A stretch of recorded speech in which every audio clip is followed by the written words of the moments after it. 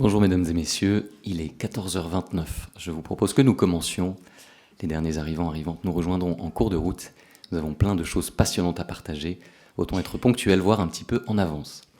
Je vous souhaite la bienvenue à chacun et à chacune à cet atelier consacré à la présentation du premier référentiel de compétences professionnelles durables. Je m'appelle Antoine, je travaille dans l'équipe marketing et communication d'Ecolearn. Je serai le modérateur de cet atelier et le maître du temps. Justement, au programme de cet atelier, nous aurons pour commencer un mot d'introduction par Arnaud Herman pour situer ce référentiel. Arnaud est le cofondateur d'Ecolearn, ancien directeur développement durable du groupe Accor-Hôtel. Il y aura ensuite un moment de présentation plus détaillé par Patrick Dumière, qui est également un cofondateur d'Ecolearn et le président de la Commission nationale de normalisation RSE et développement durable, parmi bien d'autres casquettes que je ne présenterai pas toutes ici. Nous avons souhaité, pour éclairer ce référentiel, avoir le regard de deux intervenants, deux expertes extérieurs. Et nous avons donc la joie et l'honneur d'avoir avec nous aujourd'hui Isabelle Cadet. Isabelle, vous êtes maître de conférences en sciences de gestion à l'IAE Paris-Sorbonne Business School. Et nous avons à ses côtés Joël Tronchon. Joël occupe depuis 2021 le poste de directeur développement durable du groupe L'Oréal pour la zone Europe. Et avant cela, pendant une dizaine d'années, si ma mémoire est bonne, vous avez piloté la transformation durable du groupe SEB. Une fois que nous aurons eu ce regard d'expert sur la question du référentiel, nous aurons un temps de table ronde où nos 4 intervenantes pourront croiser leurs points de vue, compléter leur prise de parole, et nous terminerons par un temps de questions-réponses avec vous et un mot de conclusion par Patrick. Je vous souhaite un très bon atelier. Arnaud, je te passe la parole. Merci Antoine, merci à vous toutes et toutes d'être ici, bonjour, merci à nos intervenants. Un rapide mot d'introduction avant de laisser la parole à Patrick pour il vous présente ce référentiel sur lequel nous avons travaillé ces derniers mois. On peut se réjouir en cette rentrée 2023 qu'il y ait enfin un consensus et un mouvement assez fort pour se dire que ça y est, le temps de l'action est arrivé. Je pense que là, c'est assez clair, ce salon aujourd'hui a des succès en termes de visites. On a une mobilisation qui est assez générale. C'est réjouissant après des années, voire des décennies de gens qui sont dans les RSE. On a quand même surtout constaté que on tournait pas mal autour du pot, on se mettait d'accord sur les constats, sur les diagnostics, sur l'acceptation. Et là, ça fait maintenant quelques rentrées où on dit le temps de l'action est venu, on va y aller, il va se passer quelque chose. Et malheureusement, ça n'arrive pas tant que ça. Et on peut ne constater que malgré les appels du pied, malgré les bonnes volontés, le passage à l'acte est sans cesse retardé. Et la question qu'on peut se poser, c'est mais pourquoi n'y arrive-t-on pas ? On est quand même dans une condition, dans une réunion, un alignement de planète assez important où on sait ce qu'il faut faire, on sait vers où aller, on sait à peu près comment le financer, et cette action n'arrive pas.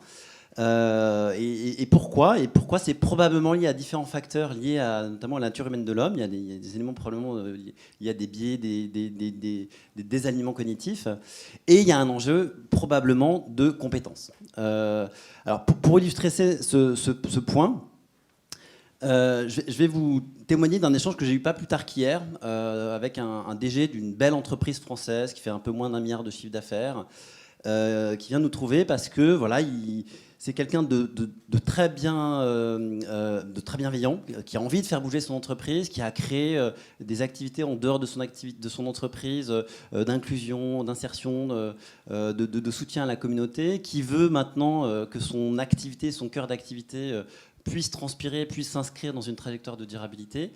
Malheureusement, cette personne, avec la meilleure intention du monde, a fait tout ce qu'il ne fallait pas faire, et le projet capote. Parce qu'il s'est rendu compte qu'il ne connaît pas les sujets. Il a demandé à ses équipes à travailler sur des thématiques qui ne sont pas forcément les bonnes. Il s'y est pris de façon un peu trop autoritaire et il n'a pas réuni les conditions pour que ce soit collaboratif. Il n'a pas forcément utilisé les bons outils, les bonnes méthodes pour apprécier la situation dans son ensemble et caractériser la performance et les enjeux et les points de passage de sa transformation. Bref, ce dirigeant qui a envie de faire plein de choses, ça n'avance pas. Tout simplement parce que ce dirigeant, malgré toutes les meilleures intentions du monde, il ne sait pas comment s'y prendre et il n'a pas eu accès aux compétences, à la compréhension, au savoir, au savoir-faire pour mener sa transformation dans son entreprise, alors même que probablement tous ses employés n'attendent qu'une chose, c'est d'y aller. Donc on en revient à cet enjeu de compétences, de savoir-faire, savoir-être, qui doivent permettre de déployer, baliser les étapes pour que les entreprises enfin se mettent à l'action et puissent déployer des évolutions, des transformations autour de la durabilité. Donc c'est précisément le travail que Ecolearn publie aujourd'hui avec l'aide de Patrick qui a travaillé sur l'identification de toutes ces compétences qui sont requises pour que cette transformation puisse s'opérer dans le champ de l'entreprise, en ciblant tous les publics, et Patrick le représentera, tous les profils de professionnels qui agissent dans l'entreprise, et de façon à ce qu'on puisse être en mesure de discerner quels sont les savoirs, les savoir-faire, les savoir-être qui sont nécessaires pour qu'on puisse apporter ces compléments de compétences aux professionnels et engager la transformation.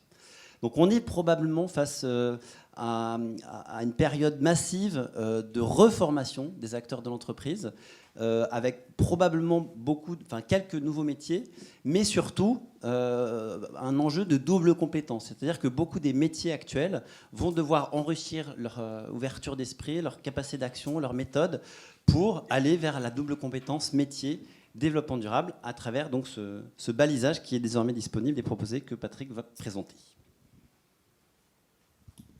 Merci Arnaud. Il est disponible. Bonjour à tous d'abord, à toutes et tous. Il est disponible, mais nous allons vous proposer une démarche ouverte. En fait, on terminera là-dessus par un appel à vos contributions et à l'enrichir, puisque c'est un projet qui est proposé, soumis au regard d'experts.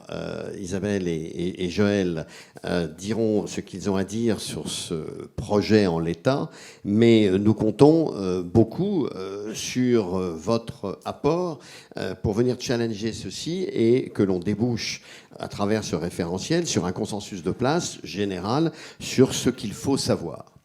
Que faut-il savoir pour exercer bien le métier?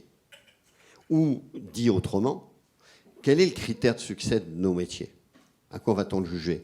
Au volume de produits d'hygiène que vous vendez, Joël, ou aux euros que vous vendez, ou à notre niveau de responsabilité, à la vraie durabilité du modèle dans lequel nous exerçons notre métier. Et donc, ça, c'est vraiment une pétition de principe assez fondamentale.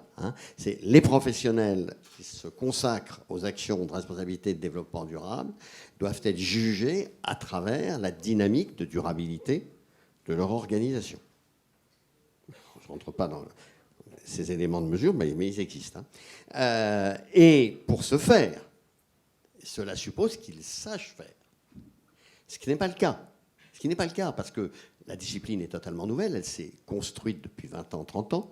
Ça, c'est un aspect sur lequel on reviendra, Isabelle, là-dessus. C'est vraiment une matière qui commence à être dense, à être lourde, à être organisée. Mais elle est partie de rien. Et aujourd'hui, où nous sommes à une étape très importante sur les questions de mesure, par exemple de transparence, avec la publication des ESRS, je peux vous dire qu'il y a 20 ans, 30 ans, quand on commençait dans le reporting, on nous riait au nez en disant « vous n'arriverez jamais à mesurer la performance dans ce domaine ». Bon, donc on a construit. Il n'empêche que ce qui est enseigné, c'est la pagaille. Ça reste la pagaille. Il y a tout et n'importe quoi en général. D'où le fait que pour les 2 niveaux d'enseignement professionnel qui nous intéressent, c'est-à-dire l'enseignement supérieur, vous faites des études de tel et tel niveau de formation, qu'est-ce qu'on vous enseigne sur la logique durable? Vous êtes en situation professionnelle, vous avez besoin d'améliorer, qu'est-ce qu'on vous apporte? Il y a un besoin dans ce domaine de cadrer cette articulation fondamentale entre niveau de responsabilité et compétences. Et ceci va s'appliquer à toute la hiérarchie. C'est vrai pour un administrateur qui entre dans un conseil d'une grande entreprise ou d'une moyenne petite entreprise. C'est vrai pour un directeur fonctionnel ou opérationnel. C'est vrai pour un cadre. C'est vrai pour des professions dans le conseil, dans l'ingénierie, etc., etc. Nous sommes tous confrontés à cette cohérence entre le métier et les savoirs dont nous devons disposer, que nous devons nous approprier. Et là, il y a une impulsion qui a été donnée par les pouvoirs publics. On est à un moment intéressant en France où le secteur public fait un effort considérable d'investissement sur le sujet, avec un défaut qui caractérise ce sujet malheureusement, c'est qu'il est très focalisé climat Et je ne saurais trop le dire, et devant vous, vous le savez bien, le durable, ça n'est pas que le climat. Ce n'est pas que le climat. Donc là, mais le public aujourd'hui fait un effort d'investissement très considérable. Le privé, pas tant que ça, en réalité. Et ça part un peu dans tous les sens. Alors, il y a eu un rapport très important fait par Jean Jouzel pour le ministère de l'Enseignement supérieur qui a demandé à ce que tout ça se mette en place. Il y a un travail qui a été très bien fait pour l'enseignement secondaire, du reste, un référentiel qui nous a servi. Et là, maintenant, pour la suite, il faut s'y mettre. Mais il faut s'y mettre tous ensemble. Et c'est le travail sur lequel nous avons investi pour nous dire, bon, bah, nous qui avons supposé avoir une expertise sur le sujet et enseignons beaucoup, bah, on va mettre sur la table ce qu'on pense, ce qu'on sait, ce qu'on croit, et on va vous proposer des éléments. Alors, attention au fait que, évidemment, durabilité n'est pas que climat. 2, qu'il faut avoir la vision d'ensemble aussi bien théorique qu'opérationnelle. Et que ça ne consiste pas simplement à maîtriser des outils et des solutions, mais bien évidemment à être capable derrière d'en tirer, avec une vision critique, avec une vision de mise en perspective, d'en tirer des trajectoires de progrès. Je dis ça parce que c'est ça le savoir en réalité, qui s'adjoint d'un savoir-être, on ne rentrera pas dessus, mais on renvoie à ce qui a été fait par la communauté MR21 sur le management responsable. C'est quoi un manager responsable? C'est un manager engagé, donc on ne fait pas ce métier comme un autre métier, clairement. Et puis, ce sont aussi des savoir-faire, c'est-à-dire un travail collectif, et Joël en parlera peut-être, qui est celui qui permet de se mettre à jour à travers les coalitions et les travaux partagés dans son secteur ou avec d'autres. Et donc, on a une vision d'ensemble aujourd'hui. Alors, on vous la propose telle qu'elle a été un peu structurée, avec ces a priori que je viens d'indiquer, versus les niveaux de responsabilité. Tout le monde ne doit pas tout savoir. Encore qu'un directeur de développement durable, mon cher Joël, il doit... on attend de lui, en tout cas, on attend de lui qu'il puisse répondre à toutes les questions nécessaires. Mais en prenant évidemment ceci en mise en cohérence des métiers et des compétences, on a une vision 360 qu'on vous propose, qui est articulée en réalité sur des socles fondamentaux, lesquels socles sont déclinés vraiment en ensemble cohérent, et ensuite développés en briques, en contenu précis. Alors, on a 4 socles du savoir scientifique, absolument, des fondamentaux scientifiques absolument indispensables à connaître, qui donnent le fondement, la justification, le point de départ de tout ça, de la durabilité. Ce n'est pas la qualité, ce n'est pas le management, c'est l'état du monde. Et l'état du monde appuyé sur des connaissances physiques et autres. On a la question des enjeux et des rapports qui, à notre époque, aujourd'hui, sont fondamentaux, business and society. On a la question de la performance versus ces questions-là, et on a la question des modalités opératoires qui ressortent de toute la construction normative qui s'est mise en place depuis longtemps. Et tout ça va se décliner, tout ça va se développer, et on arrive à des blocs, puis des éléments de contenu. On en a identifié ici, alors ne prenons pas peur, à ce stade, 275. Bon, mais c'est des fiches, ce sont des éléments de contenu, ce sont des éléments factuels qui disent, voilà, ça c'est comme ça, et à ce stade aujourd'hui, ça se définit en termes précis de telle et telle façon. Ça ne dit pas comment faire, mais ça dit ce que c'est et ce que c'est. Et donc, partant de là, alors vous voyez, on affiche un peu des contenus, ce travail est à votre disposition et on va le mettre en débat. Il permet d'avoir à l'intérieur de toutes ces catégories que j'ai définies. Alors, s'il en manque, il faut nous le dire. S'il y en a qui sont redondants, il faut nous le dire. Mais on a fait un travail quand même d'inventaire assez précis et de mise en cohérence qui fait que maintenant, on travaille sur cette déclinaison, cette articulation. Qu'est-ce qu'un administrateur d'entreprise doit savoir? Qu'est-ce qu'un directeur marketing, financier doit savoir? Qu'est-ce qu'un manager de base doit savoir? Qu'est-ce qu'un conseil pour les entreprises de PME ou autres doit savoir? Etc.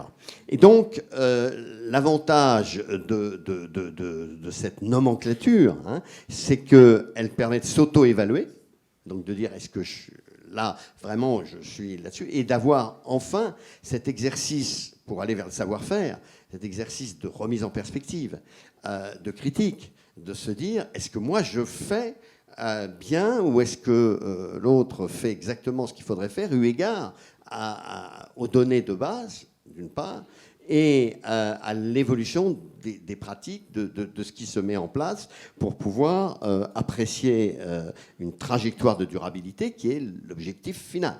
Hein. Et maintenant qu'on sait mesurer à peu près bien, en tout cas on n'a pas le choix parce que c'est dans l'ordre législatif, hein, donc c'est la loi, donc il faut rentrer dans une mesure qui est comparable enfin et dans une mesure qui est aujourd'hui une vraie compta extra-financière intéressante. Donc on a en plus on a ça, si vous voulez, qui nous pousse. Voilà. Alors donc on déroule et on va aller vers la conclusion pour laisser nos experts réagir à ça. Et donc ce que je crois, si vous voulez, c'est que cet inventaire, il faut vraiment le passer en revue. Il faut l'enrichir aujourd'hui des connaissances des uns et des autres. À chaque fois, ce sont des éléments factuels qui sont comme des briques de Lego. Et grâce à ça, on peut tirer vers le haut, notamment la formation dans l'enseignement supérieur, la formation professionnelle pour les entreprises, la formation opérationnelle dans les entreprises aussi, et essayer de converger les uns les autres vers une capacité à maîtriser ce qu'est vraiment la logique de durabilité, qui n'est pas faite de recettes, qui n'est pas faite de bricolage, de tick the box, qui n'est pas simplement du formalisme, qui n'est surtout pas de la communication, mais qui est une capacité à transformer une réalité économique, humaine, sociale, dans un ensemble qui est quand même le rapport au monde. Voilà. J'ai essayé de présenter un peu la démarche et maintenant je me soumets à votre jugement, Isabelle et Joël, en vous demandant ce que vous en pensez.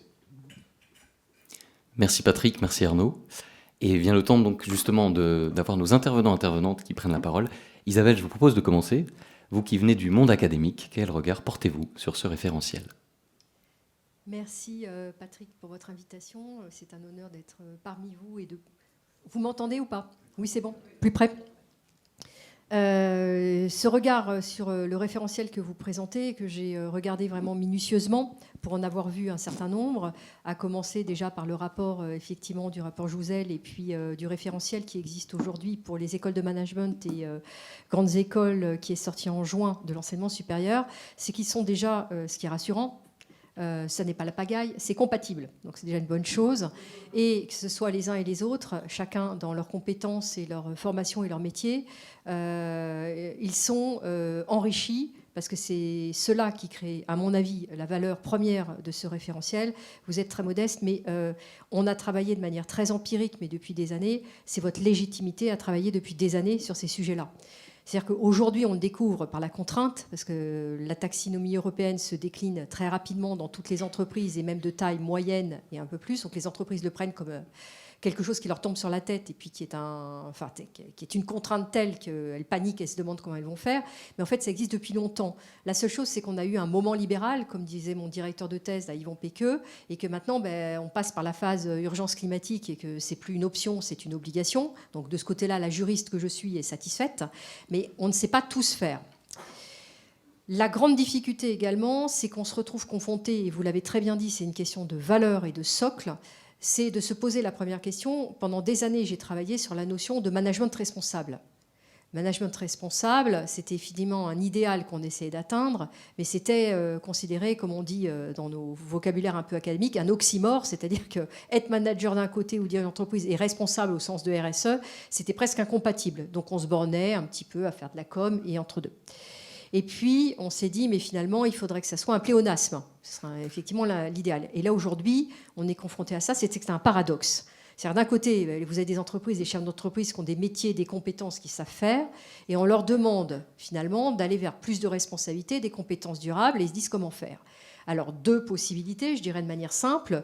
Soit vous dites, on ajoute des compétences aux premières, parce qu'on ne va pas dire que les managers actuellement et les chefs d'entreprise ne sont pas compétents, ou on dit, il le faut, comme c'est une urgence, à la place. C'est-à-dire qu'on va remplacer le carbone, on va remplacer certaines choses, et quoi remplacer pour placer autre chose.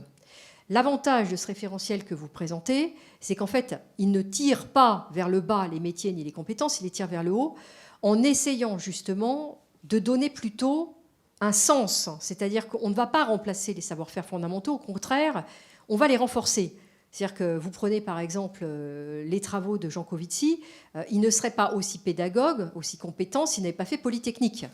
Donc on ne peut pas rayer d'un trait de plume certaines écoles qui sont aujourd'hui décriées par certains élèves ou autres qui disent qu'il faut une solution plus radicale. Sans compétences de base de l'école jusqu'à l'université, je ne vois pas comment on peut faire.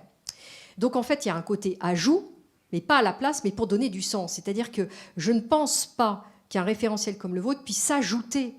Si on a déjà 600 heures à donner à des étudiants qui sont apprentis, qui travaillent à côté, on ne va pas leur ajouter encore 50 heures ou 70 heures. Mais c'est le sens et la manière de travailler ensemble.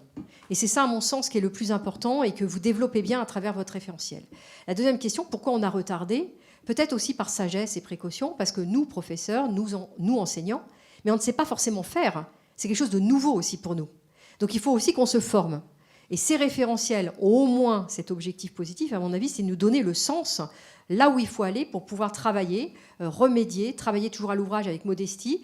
Et surtout, ce que je trouve le plus positif, c'est que ce réchauffement climatique, il nous oblige à travailler toutes disciplines confondues. Et toute discipline confondue, ça veut dire en dialogue. Je ne peux plus, moi, sur mon savoir-faire de gestion et de juriste, me contenter de ça. Je suis obligée d'ouvrir la porte de la sociologie, de la médecine. Quand je travaille sur les identités de genre ou d'autres sujets, je n'ai pas toutes les compétences. Et j'en parle en réchauffement climatique, je n'avais pas un bac C à l'époque, donc bac S maintenant et autres, je ne pourrais pas apprécier certains textes.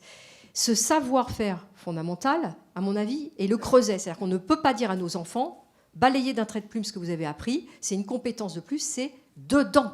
Et c'est ce dedans qu'on doit travailler avec nos référentiels.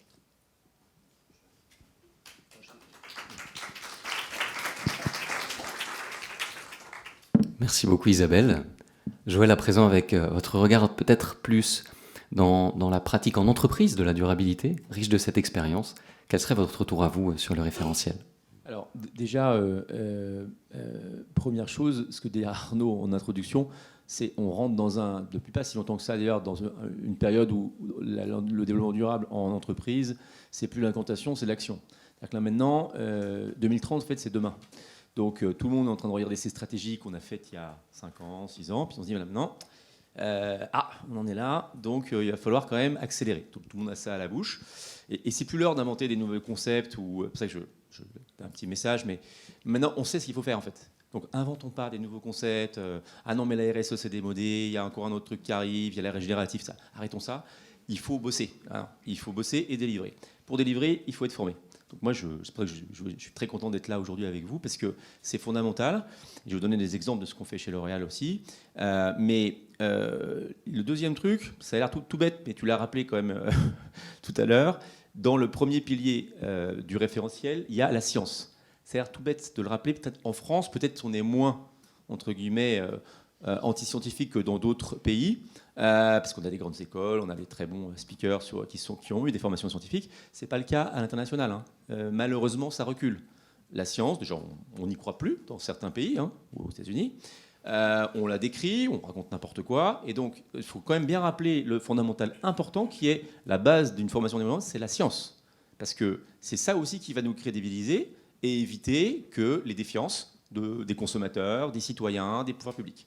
Donc il faut vraiment que les entreprises repartent de là. C'est pas évident, hein, parce que ça veut donc dire que c'est le premier pilier, et on parlera des cibles de formation tout à l'heure, c'est pas que pour les gens qui travaillent en développement durable, hein, c'est pour toutes les personnes dans l'entreprise. Deuxième point que j'ai bien apprécié dans le référentiel, c'est qu'il répond à la question qu'on a aujourd'hui, auquel on a à faire face, qui est, on nous demande maintenant aujourd'hui, jusqu'à quelques années, 2-3 ans, étaient des généralistes. On nous demandait de faire tourner toutes les assiettes.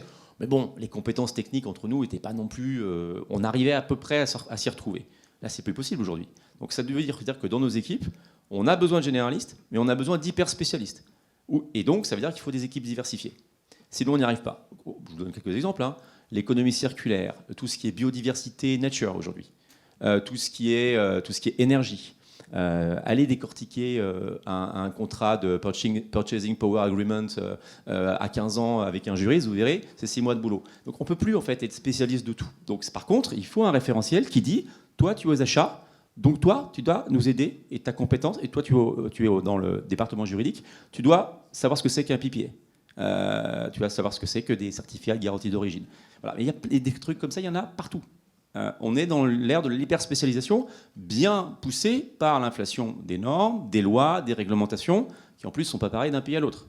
Donc en plus de ça, quand on est un groupe multinational, on a à gérer, ah oui, mais il y a en France, puis il y a ce qui est aux États-Unis, il y a ce qui est en Angleterre, parce que l'Angleterre n'est plus dans l'Europe, bref. Donc il y a ça aussi, de haute complexité. Autre point, mais je trouve que le référentiel y répond bien aussi, et Patrick l'a rappelé tout à l'heure, c'est bien de former les collaborateurs de RSE, de développement durable, mais c'est maintenant, j'allais dire ça, il faut entretenir, j'allais dire cette compétence-là. Mais maintenant, le vrai sujet, c'est de faire descendre les formations et de responsabiliser les métiers. Donc en gros, toi, tu es au marketing, tu dois savoir ce que c'est que les composantes de l'éco-conception. Toi, tu es à la supply chain, tu dois maîtriser tous les leviers de décarbonation du transport et de la logistique. Et c'est très compliqué, c'est pas si facile que ça. Surtout qu'aujourd'hui, on fait de l'hydrogène ou on fait du camion électrique ? C'est pas très facile. Ça dépend où c'est, ça dépend quand. Voilà. Bref, donc il y a tout ça qu'il faut maîtriser. Après, il y a un autre point, je trouve, qui est de plus en plus important dans les besoins de formation. Patrick le rappelait tout à l'heure, on ne peut pas faire tout seul. On peut raisonner maintenant que chaîne de valeur. Sinon, on n'arrivera pas à faire nos objectifs, notamment fournisseurs. J'insiste là-dessus. Le scope 3, c'est à peu près... si on fait sans les fournisseurs, si on fait sans la coopération, sans des coalitions, on n'arrivera jamais à faire le scope 3 de notre décarbonation. Jamais. Et il représente un poids extrêmement important, des fois 10, 20, 30 fois, juste ce que représentent les usines, par exemple. Bon. Donc ça veut dire qu'apprendre à créer des coalitions, apprendre à écouter ses parties prenantes, apprendre à structurer un dialogue avec des critical friends, des parties prenantes critiques des ONG. Ça s'apprend. C'est pas un truc qu'on improvise, où on dit tiens, on va se rencontrer à ProDurable, ça va être sympa, on va échanger autour d'un café. C'est un métier. Parce qu'on peut faire des conneries. On peut ne pas comprendre aujourd'hui, c'est quoi les attentes des ONG, comment on travaille avec, comment on fait un partenariat. Un grand groupe avec un tout petit fournisseur, une start-up. On ne fait pas n'importe quoi. Il y a du respect, il y a de l'éthique derrière. Ça s'apprend, c'est des compétences. Donc il y a beaucoup de choses, je trouve, dans le référentiel qui sont très bien sur les partenariats, les parties prenantes. Ce n'est pas juste des mots, c'est des compétences techniques. Voilà. Parce qu'aujourd'hui, on sait faire. Enfin, on sait ce qu'il ne faut pas faire, surtout. Donc voilà, donc il y a ce point-là. Et puis, ce qu'il faut que vous ayez en tête aussi, c'est que de plus en plus, et ça c'est des compétences, là il y a plein de compétences techniques, bien sûr, mais il faut quand même le redire, d'ailleurs c'est très bien dit dans le préambule, ça va évidemment, compétences techniques essentielles, mais il y a des compétences comportementales, soft skills, et qui sont essentielles. La première, c'est le courage, parce que c'est un métier maintenant là on en a besoin, c'est là où il faut décider, c'est là où il faut renoncer, c'est là où il faut des fois aller au conflit. Donc le courage, et aussi également les capacités relationnelles, parce qu'il faut embarquer tout le monde. Et donc il faut être un peu vendeur, mais pas vendeur de soupe. Il faut être vendeur, basé sur la science, en expliquant ce qu'on fait, pourquoi il faut le faire, pourquoi c'est inéluctable de faire attention aux ressources, etc. Donc il y a tous ces soft skills qu'il faut bien avoir en tête. Sinon, de toute façon, si on n'a que des gens qui ont des compétences hard, ça ne marche pas. C'est pour ça que le management responsable, c'est très essentiel. Et les valeurs, évidemment, parce que sans les valeurs, on a du mal à convaincre si on n'est pas convaincu soi-même. Et je termine sur un point, c'est ce qu'on est en train de faire chez L'Oréal. On a passé, nous, il y a 3 ans, 90% d'une formation sur la science à tous nos salariés, au niveau mondial. C'est la partie, j'allais dire, nécessaire, des fois indigeste pour certains, parce que ça veut dire retourner à l'école, c'est pas si facile que ça. Et puis maintenant, on en est au stade où on déploie des formations qui sont adaptées, customisées par métier. Et ça, c'est très important, parce qu'il y a un moment, ils ne peuvent pas tout savoir et agir sur tout. Donc, en gros, on décortique c'est quoi les leviers pour tous les métiers, une quinzaine de métiers de L'Oréal. Et on fait des modules de formation adaptés pour ce métier-là, dans un format qui soit digeste et adaptable. Et puis, on continue, alors là, pour le coup, on a une grosse architecture de formation pour les personnes qui sont à 100% dans le développement durable et la RSE. Et là, on a différents niveaux, mais on en parlera peut-être tout à l'heure. On a différents niveaux, les experts, les hyper-experts, les généralistes, et les jeunes qui nous rejoignent et qui arrivent. Donc là, il y a plein de niveaux avec plein d'outils possibles. Ça va du e-learning au présentiel, au masterclass. Enfin, il y a plein de choses possibles et imaginables. Mais il y a plusieurs cibles de formation dans l'entreprise. Mais j'insiste sur le côté, il faut ne pas oublier le socle commun pour tout le monde, et il faut commencer par ça.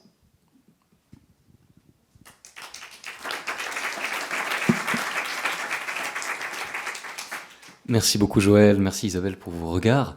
Nous allons pouvoir ouvrir maintenant le temps de questions-réponses. Je vais l'initier avec une première question et nous nous tournerons ensuite vers vous, dans le public. Il a été question dans ce référentiel d'avoir une centralisation d'une somme assez conséquente de compétences. Patrick, vous évoquiez le nombre, je crois, de 275 fiches aujourd'hui. La question qui se pose peut-être dans le public est, très bien, quelle va être la transcription pratique? Par où est-ce qu'on commence maintenant pour le diffuser? Pourriez-vous le rappeler peut-être en introduction à cette table ronde? L'élaboration pratico-pratique de ce référentiel doit déboucher effectivement sur des contenus qui sont à disposition, des contenus qui vont nourrir les travaux des professeurs pour faire leur programme. Et leur programme, c'est apprendre, chacun selon ses objectifs, à comprendre, savoir, et pour les professionnels, à traiter et traduire en compétences. Donc ces différents contenus, ils sont en cours d'élaboration aujourd'hui. Ils sont mis à disposition, mais ce que l'on veut, c'est valider quand même avec l'ensemble des acteurs un petit peu le périmètre. Alors le nombre est pas fixé, parce que d'abord ça se rajoute en permanence. Là, on est par exemple à la veille d'une directive très importante sur le devoir de vigilance au niveau européen. Elle va un peu plus loin que ce qui existe aujourd'hui dans le procurement. Bon.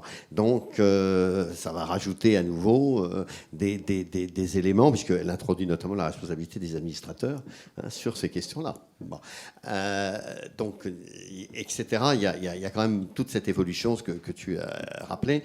Et donc, c'est pas tellement le nombre qui est intéressant, c'est la cohérence, c'est l'actualisation, c'est la forme que tout ça va prendre. Donc, on est là dans le passage à la transcription qui veut se faire, mais bien sûr que sur l'architecture générale, il y a un consensus, tout le monde partage ceci, qu'on n'a rien oublié, et puis surtout, on est sur un équilibre ESG, différentes dimensions du développement durable, sur un équilibre en considérant, et ça c'est pas évident au niveau des définitions juridiques, ils avaient des définitions méta-référentielles, que nous on considère que les ODD c'est le point de départ. Voilà, c'est le point de départ à notre disposition. Ça n'est pas sur une idéologie tout à fait idolâtrique des ODD, c'est pas ça. C'est le fait que les ODD sont aujourd'hui le méta-référentiel le plus complet, le plus détaillé, et qui engage les États. Donc pour dire la croissance durable, entre guillemets, c'est ça, c'est ce vers quoi vous devez aller entreprise. Étant entendu que je pense, sous votre contrôle, qu'on n'a pas beaucoup de doutes sur le fait que demain, les entreprises, à 2030, quand l'agenda sera réactualisé, rentreront dedans. Je ne doute pas que demain, les entreprises, il leur sera demandé d'être raccord avec les ODD selon des procédures qui vont aujourd'hui s'affiner. Donc c'est quand même, voilà, c'est ça un peu notre périmètre, et c'est ça notre travail en cours. Hein. Voilà. J'espère que j'ai répondu, Antoine, à peu près à votre question. Tout à fait. Et si Joël, Isabelle, Arnaud, vous avez un complément à apporter, n'hésitez pas. Et si dans le public, nous avons déjà une question, n'hésitez pas à vous manifester.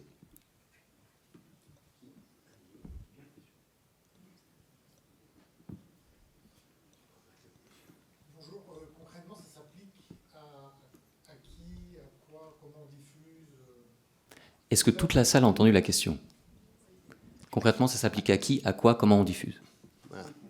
Alors, le but, c'est un référentiel donc, de compétences professionnelles sur la transformation durable. Donc, il est destiné à ceux qui diffusent l'enseignement, c'est-à-dire aux formateurs, qu'ils soient dans l'enseignement supérieur aujourd'hui ou dans les entreprises ou autour des entreprises. Voilà. Mais il s'applique aussi des personnes qui sont en posture de conseil, des personnes qui sont dans l'administration, etc. Juste pour vous dire à quoi, du point de vue des entreprises, à quoi ça sert un référentiel. Les référentiels, il y en a existants sur plein d'autres métiers. Et nos services de relations humaines, ils travaillent leur programme de formation et de développement et d'évaluation, d'ailleurs, sur la base de ces référentiels. Parce que si tout le monde a un langage commun au bout des États-Unis, où chaque service a son propre référentiel sur ce que c'est que le développement durable, on ne va pas s'en sortir. Il faut que ce soit justement un langage commun transversal à tous les métiers pour que ça puisse être intégré dans les formations internes qu'on donne à nos salariés. Mais c'est aussi l'évaluation. C'est-à-dire qu'à un moment, on va aussi, à l'entretien de fin d'année, on évalue les collaborateurs et leurs performances. Aujourd'hui, on les évalue aussi sur les performances durables. Il faut bien que ça soit repose sur quelque chose d'objectif. Et donc, les référentiels, ça sert à ça. Ouais, aussi. Donc, ça sert à recruter. J'oublie le recrutement, mais le référentiel, là, les compétences maîtrisées, elles servent aussi en recrutement. Le recruteur professionnel, lui, il va regarder si le candidat, il a bien. Donc, c'est une très bonne checklist, un référentiel. C'est pas un document juste pour des gens qui s'occupent de normes. Hein. C'est un document qui est utilisé par les relations humaines, les équipes RH dans toutes les entreprises. Et juste pour rebondir, donc effectivement, les usages opérationnels, c'est la gestion du recrutement et désigner les responsabilités requises, les compétences requises et s'assurer qu'elles sont apportées par le candidat. Ça peut être des dirigeants, de se dire est-ce qu'un dirigeant est apte à mener une transformation durable sur quels critères. Ça peut être dans une gestion de carrière dynamique, de se dire bah voilà, je vais devoir emmener mon entreprise dans telle direction et est-ce que j'ai les bons talents pour réaliser cette transformation et je le prépare. Et ça va permettre aussi d'appuyer les plans de formation dynamiques parce qu'on sait qu'il y a des entreprises qui vont devoir se réinventer, aller chercher des nouveaux métiers, aller chercher des nouvelles compétences. Et ça permet de s'inscrire dans une démarche proactive.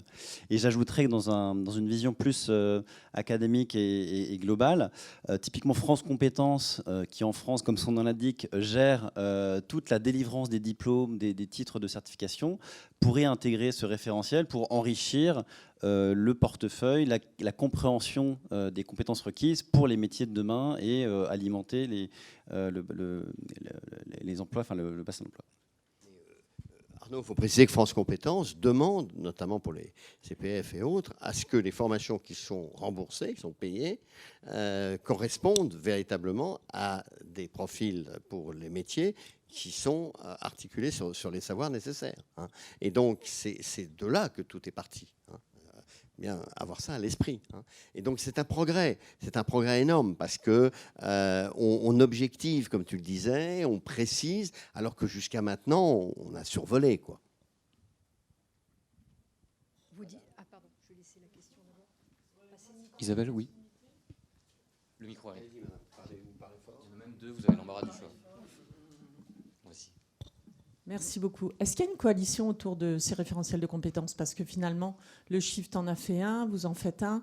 Il y a plusieurs approches possibles, hein, mais qui, in fine, toutes convergent. Est-ce que ça ne serait pas plus efficace d'avoir une plateforme de place? Et surtout si derrière, ça alimente France Compétences et ça valide les blocs de compétences des diplômes. C'est exactement ce que nous faisons. C'est exactement ça la démarche en cours. Alors, c'est inspiré des travaux du Shift qu'on connaît bien et on les a sollicités activement. Nous sommes aujourd'hui dans ce travail de place, de convergence des démarches pour arriver effectivement à ce que vous dites. Hein. Bien sûr, c'est ce qu'il faut faire. On est quand même sur à la fois un marché de normes et un marché de référentiels, donc une forme de concurrence. Mais cette concurrence, enfin là aussi, il faut la voir positivement. C'est en tous les cas la philosophie et les valeurs de l'Europe. C'est que la saine émulation, c'est-à-dire la possibilité justement à la fois de partager, mais d'aller plus loin et de donner chacun des points de vue différents et d'avancer dans des écoles un peu de pensée différentes, que ce soit l'enseignement supérieur public ou des écoles privées, par exemple, parce que là, on les rejoint sur les écoles de management. C'est aussi une richesse. C'est-à-dire que si vous n'avez qu'un référentiel, vous avez aussi le risque de la pensée unique et de vous tromper. Quand on a une confrontation avec plusieurs référentiels, alors il y en a peut-être un qui prendra le dessus, ou il y aura peut-être après une fusion, enfin peu importe, pour le moment c'est un peu tôt pour le dire, mais c'est toujours une richesse. Ça peut être vu comme une pagaille dans le bazar des normes, un bric-à-brac, mais ça peut aussi être vu comme une espèce de stimulant qui permet d'aller plus loin. En parlant de la recherche, puisqu'on est sur l'académique, moi je suis enseignant-chercheur, donc je dois publier. Non seulement dans mes enseignements, parce qu'on parlait de formation, on a des exigences, mais également au regard de certains critères internationaux pour le classement des écoles, je prends un CSB ou EQUIS ou autre, et dans nos publications aujourd'hui. Vous savez, pour le chercheur, c'est publish or perish, si on ne publie pas, on meurt.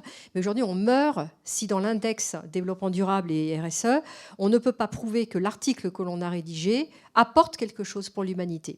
Et moi, je suis sensible à cette question du sens. C'est-à-dire qu'on ne va pas tout révolutionner, mais donner un sens à ce qu'on écrit pour qu'on soit lu et qu'on puisse servir l'humanité, ça me semble quand même le minimum qu'on doit se poser en tant que chercheur. Et je donne la liberté académique. Je suis moi-même présidente d'un comité d'éthique et de recherche. Je souhaite cette liberté académique, c'est-à-dire qu'on soit libre quand même de faire ce qu'on veut. Les contraintes, on en a beaucoup. Mais par contre, donner un sens, quand on a une stratégie d'école ou un sens au niveau politique également, c'est très important. Voilà.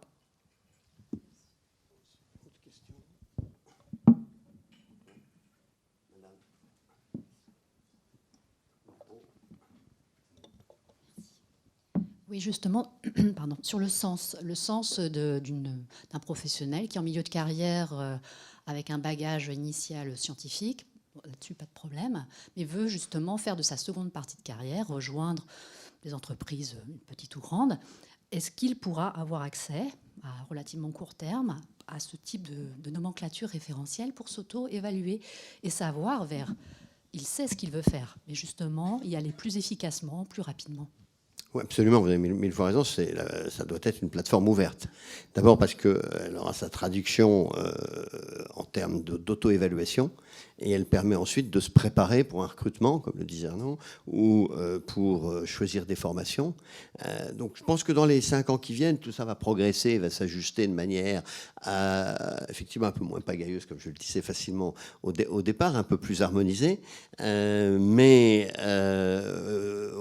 vous pourrez lire assez plus précisément demain qui enseigne quoi, sur quoi précisément, en renvoyant un peu aussi à ce 360 qui définit quand même le métier à un moment donné. Hein.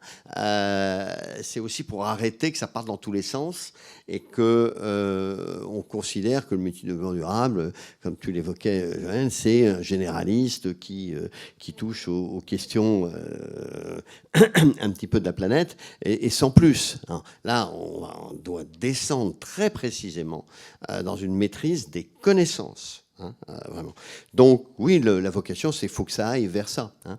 C'est un outil qui doit nous aider à ce que demain, cette assemblée, tous les professionnels, effectivement, soient considérés et donc reconnus et donc écoutés comme connaissant bien le pourquoi et le comment des choses. Et pour enseigner de longue date, je peux vous dire que nous avons, il y a du travail à faire. Il y a du travail à faire en entreprise, parce que pour convaincre, Joël le sait mieux que quiconque, hein, pour convaincre un conseil ou une direction générale ou autre, enfin vous l'expérimentez, il faut passer par le truchement de raisonnement et d'éléments qui ne sont pas forcément très faciles dans le pourquoi, le comment des choses. Donc c'est ça le but, hein, c'est vraiment de tirer vers le haut pour chacun. Hein. Et puis de dire enfin, alors ça j'attendais les critiques ou les questions, elles ne sont pas venues encore, mais c'est vrai que c'est un métier où il faut aller de la géopolitique à la compta. En passant par les sciences sociales, en passant par de la technique, de l'ingénierie et autres, alors avec des degrés de profondeur variés, hein, et puis s'appuyant sur des réseaux, certes, mais on ne peut pas faire ce métier, ça moi je m'escrime à l'enseigner depuis le départ, si on n'est pas dans un travail réflexif avec l'état du monde, hein, parce qu'une entreprise, elle échange dans le monde entier, et donc les fondamentaux de l'évolution actuelle, avec évidemment toutes les dimensions sociales, les dimensions de gouvernance, les dimensions technologiques et autres. Et ça, c'est aussi pour lutter contre les tendances à être dans son couloir, à être dans sa spécialité, à croire que parce qu'on sait faire un peu un reporting, on sait transformer les choses. Non, rapporter, c'est pas transformer. etc., etc. Donc c'est aussi pour dire, attention, c'est tout ça. Et donc ça nous rapproche de la fonction stratégique.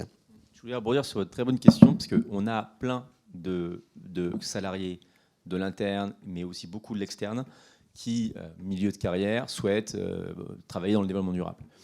Il y en a quand même un certain nombre qui sont persuadés que parce qu'ils ont les valeurs et l'envie de recherche de sens, ça suffit. La réponse est non. Et alors, il y en a souvent à qui on dit, mais en fait, au lieu de venir, déjà il n'y a pas beaucoup de jobs, mais au lieu de venir faire du développement durable dans une équipe spécialisée développement durable, faites déjà ce que vous avez à faire en termes de développement durable et de levier de transformation dans votre métier de base. Et très souvent, ils ne le font pas parce qu'ils n'ont pas cette vision d'un référentiel de ce qu'il y a à faire, de compétences et donc d'action, de ce qu'il y a à faire. Et ça, c'est de plus en plus, je sais pas, je suis assez frappé, il y a encore plein de gens qui disent « Ah ben oui, en fait, dans mon métier, j'ai plein de leviers, mais je n'avais pas vu que c'était du développement durable. » Et c'est super important d'avoir cette liste-là. Du reste aussi, hein, pour nos équipes pour relations humaines et RH, comme on a plein de candidats, maintenant, on peut plus se contenter de « Ah, ben, je trie mes déchets à la maison, donc je suis intéressé par le truc. » Ok, c'est très bien. Mais je l'ai entendu, hein, ça. Je ne vous le dis pas par hasard. Et ok, concrètement, qu'est-ce que tu maîtrises comme compétence ? Sur quoi tu t'es formé ? Sur quoi tu peux apporter quelque chose ? Aujourd'hui, il y a tellement de candidats qu'il faut que les gens se projettent sur des compétences attendues. Merci Joël. Mesdames, Messieurs, nous arrivons tranquillement. J'imagine qu'il y a plein de questions, peut-être remarques, peut-être critiques sur le référentiel. Nous pourrons bien sûr continuer à en discuter sur le stand des Coleurnes ou par mail. Je laisse Patrick ou Arnaud pour un dernier mot de conclusion. Et nous pourrons bien sûr nous retrouver ensuite sur le reste du Salon ProDurable. Merci à tous. Merci Antoine. Alors, un détail pratique, évidemment, ce document est accessible depuis notre site internet, ecolearn.com, donc vous le retrouvez dès à présent et vous pourrez le consulter, et les fameuses 275 briques qui constituent ce référentiel. Et par ailleurs, et la question a été posée, on a pleinement conscience que c'est une démarche qui est en cours de progression, de coordination. Donc nous sommes sur un champ encore mouvant. Des référentiels ont déjà été publiés, qui ont été pris en compte dans la Constitution par l'enseignement secondaire, l'enseignement supérieur. Il n'y avait pas encore de référentiel disponible dans l'enseignement continu et le monde professionnel, donc on fait cette proposition. Par contre, on a bien conscience que c'est un enjeu collectif, et donc on ouvre désormais l'Assemblée pour mettre à l'épreuve ce document et recueillir les personnes de bonne volonté, les organisations qui sont intéressées pour enrichir, amender, ajuster, de façon à ce que ce référentiel puisse effectivement prendre une place de référentiel dans le monde professionnel. Donc on a commencé à prendre des contacts auprès des représentants des pouvoirs publics, de l'enseignement supérieur, du monde académique bien évidemment, et du monde des entreprises, de façon à ce que chaque utilisateur potentiel de ce document puisse se l'approprier, le faire évoluer, de façon à ce que ça devienne un document de travail ouvert à tous. Et puis, pourquoi pas en faire une norme reconnue à terme qui puisse avoir vertu de repère central sur ces éléments-là. Merci à vous. Merci Joël.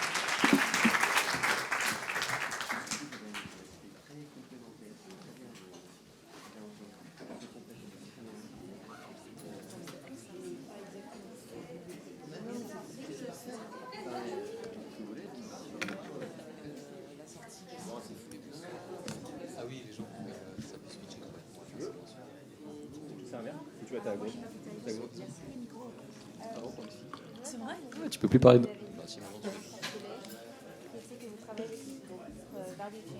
Oui.